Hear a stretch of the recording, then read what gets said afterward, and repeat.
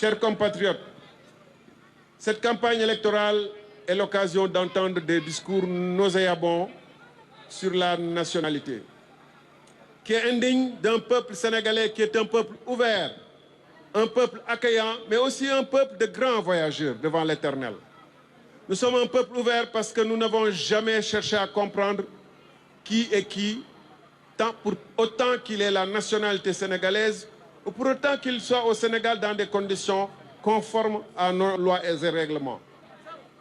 Mais aussi, nous sommes un grand peuple de voyageurs. Vous allez au marché de Treichville, il est pratiquement contrôlé par des Sénégalais et des Nigériens. Vous allez au petit marché de Niamey, il est essentiellement contrôlé par des cordonniers sénégalais et des bijoutiers sénégalais.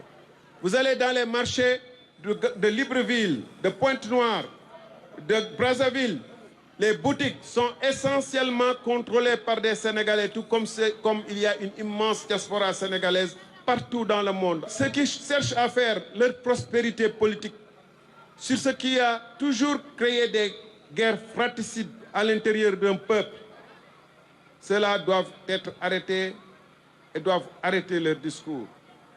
Il y a des moments où un peuple vit des situations difficiles, où la misère économique, l'angoisse sociale fait le lit de ces discours nauséabonds qui prospèrent facilement.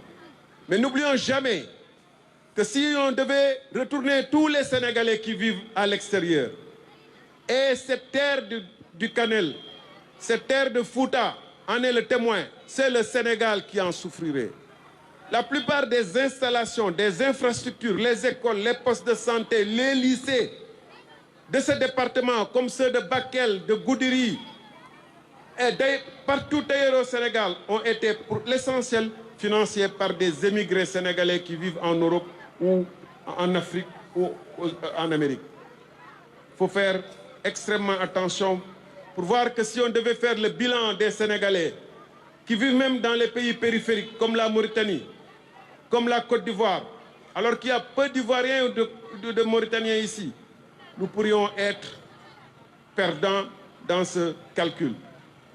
Alors, les événements douloureux de 89 que nous avons vécus montrent combien des discours haineux avec lesquels on joue peuvent aviver et réveiller des cataclysmes que ceux qui ont été les déclencheurs ne pourront jamais contrôler et que des populations vont payer pendant des décennies. Parce que quand on est dans ce département, on voit également les stigmates, les fils et les petits-fils de ceux qui ont été déplacés de la Mauritanie en 89 et qui jusqu'ici n'arrivent pas à s'insérer convenablement. Je vous remercie.